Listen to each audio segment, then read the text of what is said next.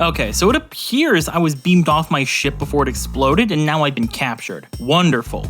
And it seems they want me to stand trial because I apparently destroyed all their ships, and that's a crime somehow. And now they got a robot prosecutor who's gonna debunk my responses using comments I got on my YouTube shorts. If you're done talking to yourself, sir, we can begin. Yeah, sure, whatever. You are accused of being anti-fun. What say you in your defense? Okay. I get comments like this all the time. I can't believe it. I swear I am perfectly fun to play with. I'm not an extreme rules lawyer. You know what? No, I have evidence for this. Let's ask one of my players what they think. That'll prove it. I tried to target an object with an electric blast back in 2020. I went to sleep that night and woke up here.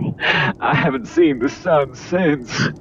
At least it's better than that other person. I heard they tried to print a cow with the Forge Cleric's Channel Divinity. Nobody knows what happened to them.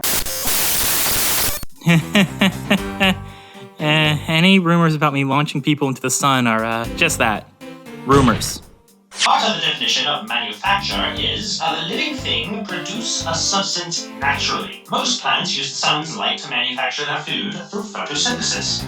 Thus, if you make it bleed, you can heat its blood. Hold it! Okay, yes, I get it, dude, I understand. By one of the definitions of manufacture, blood is technically manufactured by the body, but it sure as hell isn't metal, and it isn't an object. Hold it! Blood contains iron that has been refined or manufactured by your body for use in your blood. If someone starts bleeding, that blood is exposed and can be targeted. If some of the blood is ignited, it would all be ignited and cook you from the inside. Objection!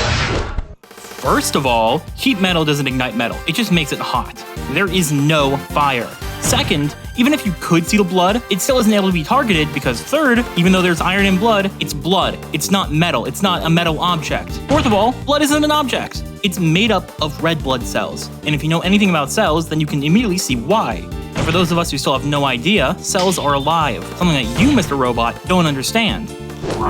You don't have any cells, which are the basic building block of life. You organics make me sick. The definition of an object, as described by the PHB, is a non-living distinct thing, though the 2024 version uses the word inanimate, which by definition means non-alive, like you, Mr. Robot. Jackass. It can't be an object because blood is alive. Objects are not. Objection! Y'all wonder why Wizard keeps using Fireball. Y'all nerf or poorly made up all the other spells. Objection! What? This isn't nerfing Control Winds. What that guy originally said was buffing it in ways that just don't work, rules as written. Objection! Yeah, because Magic Witch says control wind, can't control wind. How strange. Objection! The spell explicitly states the 3 ways it can control winds. Objection! It's almost like magic is repeating, and y'all always say, be creative, can't stifle creativeness. Objection! This isn't stifling creativity, this is saying no, you can't instantly murder someone with a spell that doesn't say you can do that. It's not a damage spell, it's a control spell. It lets you practically negate ranged attacks, allowing melee characters to kick some serious ass. It lets you slow down a bunch of enemies from reaching you while you blast them with other spells, and it lets you create a 100-foot cube anywhere within 300 feet of you that can have fall damage, which can be the difference between instantly dying or barely surviving. It's a damn good spell. Objection! My uncle was clearly the best DM that ever lived. I wouldn't have ever picked up Tabletop if I played with unimaginative people like this. Yeah, I bet your uncle also worked in Nintendo. Fine. How about multi-classing? What about a different subclass of the same class? Hold it! What? You only get the option to take subclass at level 1, 2, or 3 depending on class and what edition you're using. You can't choose another one since there are no other chances for you to choose one. I don't like your responses so far. What about bones? What do you mean, what about? Hold it! So to be incredibly pedantic, and I know this is stupid, but hear me out. Teeth are bones, and if they have an open mouth, then there is an unobstructed path. Objection! Teeth aren't bones. What are you on about? Hold it! I allow the spell Catapult to be used as a reaction on an enemy projectile. You would have had to be holding the spell, so you're spending an action, reaction, and spell slot. But it can be a creative way to use the spell. I'd also argue that Barrage of Arrows weighs between 1 to 5 pounds at your table, because fuck your attitude about weights in the game. Hold it! Whoa there, Mr. Robot. No need to be rude, mate. Objection! Yes, there is. Let's get around to what you said. Holding spells was always allowed. It just means you have to concentrate on it as well. So if someone attacks you, you may just lose it. And it can be creative. It doesn't matter if you'd allow it though. He was framing this as a thing you can just do, rules as written, despite the item explicitly not allowing that. Also, a barrage of arrows is not one object. And you'd actually not really encounter a barrage of arrows in 5e since, it's turn-based and people take their turns one at a time. So really, a barrage of arrows would just be a bunch of people shooting you one at a time. Besides, if my attitude about weights in this is annoying you, then don't ask about my newfound love of variant encumbrance. Hold it! Technically, you can give any villain HIV even without the guy disguise claims. Huh? I guess if your DM is like that, then, okay? Your responses are not acceptable. I have discovered a post with great contention. Please, tell me more about werewolves. Uh-oh. Wait a minute. Stabbing the wolf will not hurt him. Planting my sword like a tree and shoving the werewolf on will. About traps. The traps attack? I must know! Hold it! Basically, if it isn't done with an attack roll, it can hurt a werewolf. Hold it!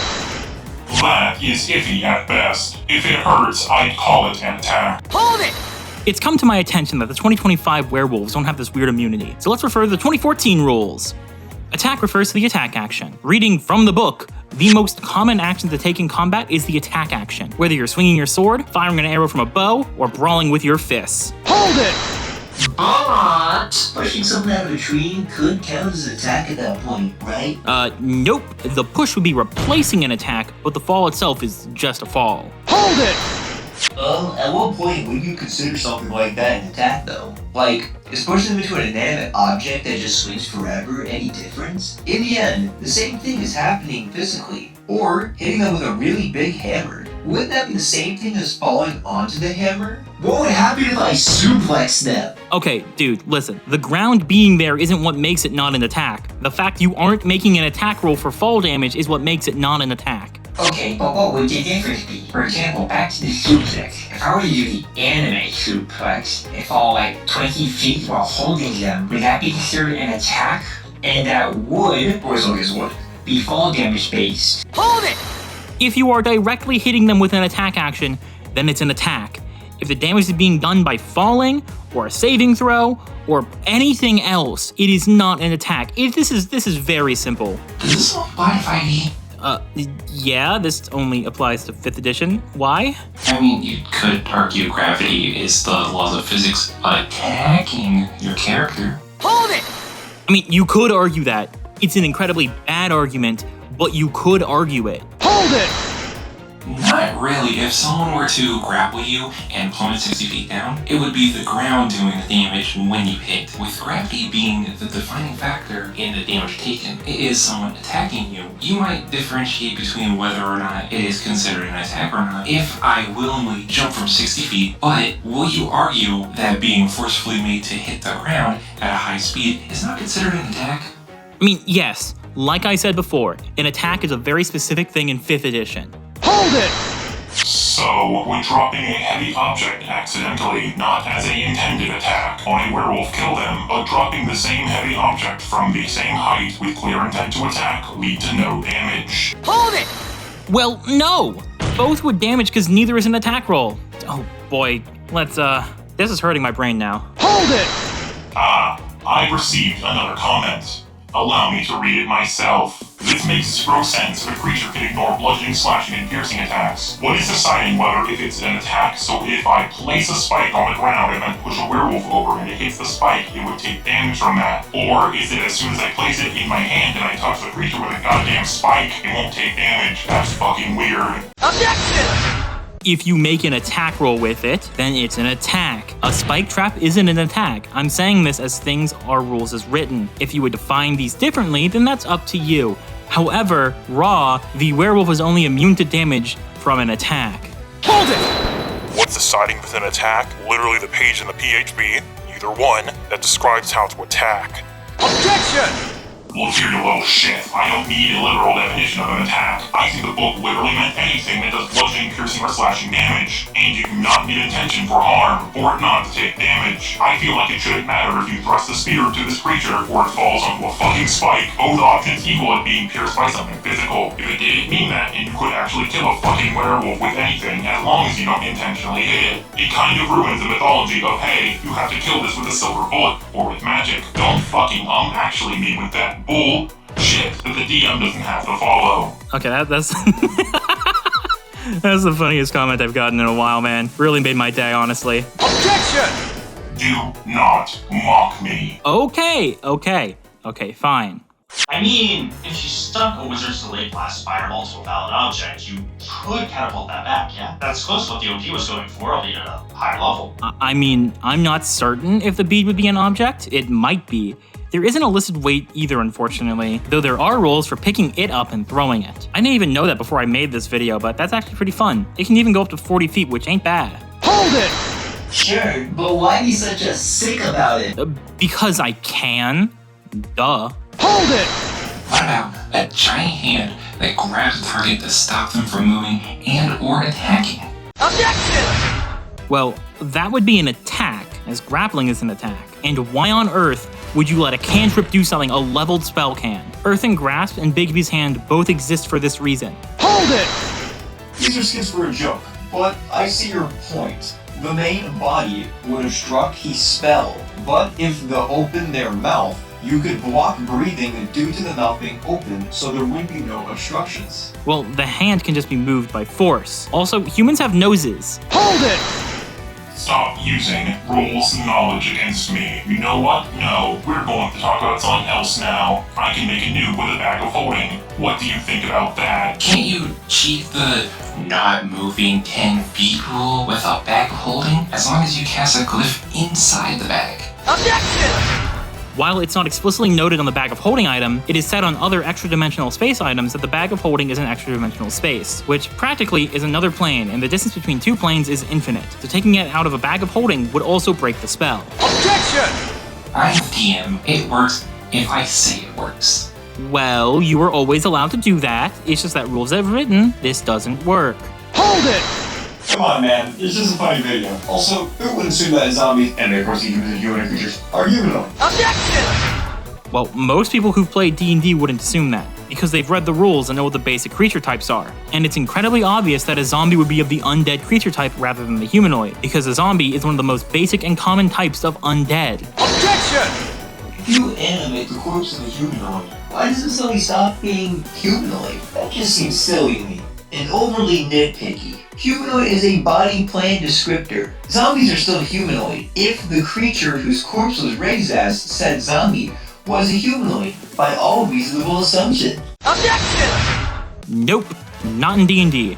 Humanoid's a creature type just like undead, beast, fiend, celestial, elemental, construct, monstrosity, dragon, and giant. These are fairly common and well-known parts of a creature's stat block if you play D&D. As many things use creature type to determine if it can be targeted, it's not overly nitpicky. It's literally how the game works. The zombie stat block is categorized as undead, so it can be targeted by spells and effects that target only undead. Hold it! A heart is an object. The total cover thing still stands though. Objection! Hearts aren't objects, at least when the creature is still alive, of course. First of all, it's a part of the creature, so you can't target individual body parts. Second of all, hearts are made up of living cells.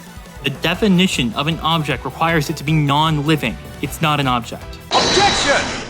Brazilian sphere doesn't require line of sight, which means you can use it even if the object is behind total cover. Also, a heart doesn't count as a living creature, nor is it technically attached. It's counted as a held object. Objection! Not requiring line of sight doesn't negate the behind total cover thing. You still need a clear path to the target. You don't just need to see it. It's literally the spellcasting rules. Also, in what world is a heart held and not attached? Where are you getting that it's a held item? Are you holding your heart right now? Hold it! I do not have a heart. Is your heart not currently attached in your body? Hold it! Simple, because a heart is classified as an object, and objects can't be classified as attached, only held. Therefore, a heart isn't attached to the creature, but is held within the creature, similar to the core of golems, or the soul of a lich in its phylactery. Objection!